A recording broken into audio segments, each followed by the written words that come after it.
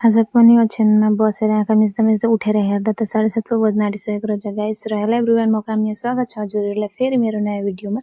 र आज हेर्नु न, फेरि पो पानी पर्न थालेछ गाइस। बिहान उठेर हेरेको त पानी परेर छिनछिनै पानी पर्छ, छिनछिनै घाम लाग्न थालेको छ। अहिले त मौसमै के भएको छ।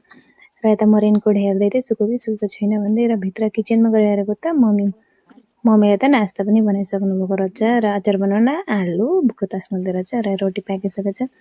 र फेरि यता बाहिर हेर्दैछु, पानी पर्न थाल्यो। किन परेको होला यति भन्दै सोच्दा फेरि नुहाइधुवाइ गरेर नि आएँ गाइस।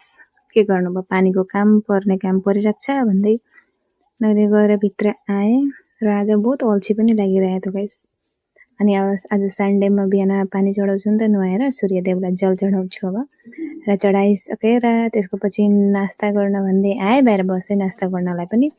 र एकजना दादा, यो दादा चाहिँ हाम्रो पहिले हजुरबा हजुरआमा हुँदै पहिले काम गर्ने दादा। अब अहिले त हुनुहुन्न हजुरबा हजुरआमै आउनुभएको रहेछ। र यहाँ मम्मीसँग बात गर्नु हुँदै थियो। र त्यत्तिकै एकछिन पछाडि हाम्रो पूर्ण घर पनि भचाउनु हुँदैछ। र त्यही भिडियो सुट गर्दै फेरि बाटोतिर हिँडेँ। र यो दादा पनि सँगसँगै मेरो पछि जान त भयो। अनि त्यहाँबाट हाम्रो बहिनीलाई हेर्छु भन्दै अनि पस्नुभयो फेरि काका घरतिर। र यो अस्ति कोपिला लागेको गाइस हेर्नु न, फेरि फुल फुल्दैछ। र यहाँ फुल रोप्ने मान्छे भन्दै देखाउँदैछु। र फेरि उताबाट आएर फेरि ओछ्यानमा बसेँ, मम्मीसँग गफ गर्दै कुरकुरे देखाउँदै खानुहुन्छ भन्दै।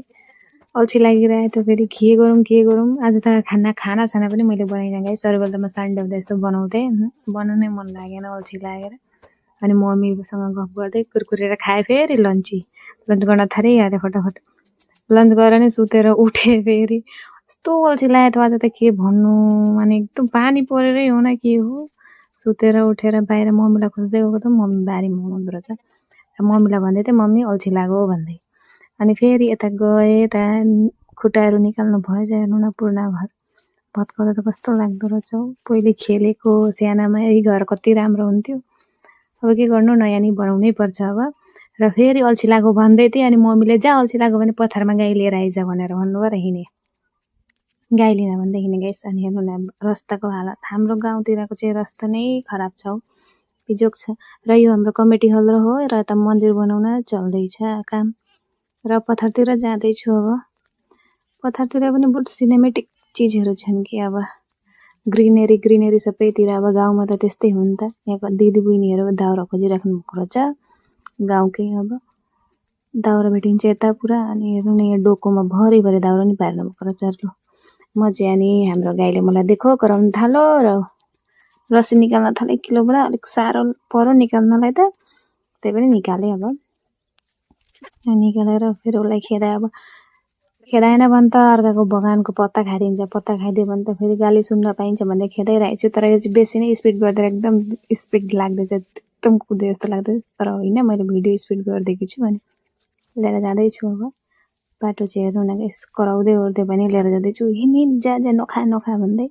र घर नै पुगाएर गाईलाई। अनि हेर्नु न, फुल मुर्झाएछ, कस्तो देखेर कस्तो लाग्छ मलाई फुल ओइलायो भने नि।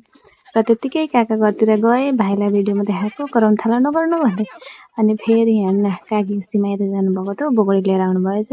कहाँबाट ल्याउनु भएको, बजार जस्तो थाप्नु भएछ भनेको त माइतबाट आमाले राखिदिनु भएको थियो, लिएर आएँ कि। अब गुडमा अचार बनाइदिन्छु भनेर भन्नुभयो, भाइको लागि खाना खोज्दैछ भनेर। भिडियो गर्दै त नगर भनेर राख्नुभएको थियो।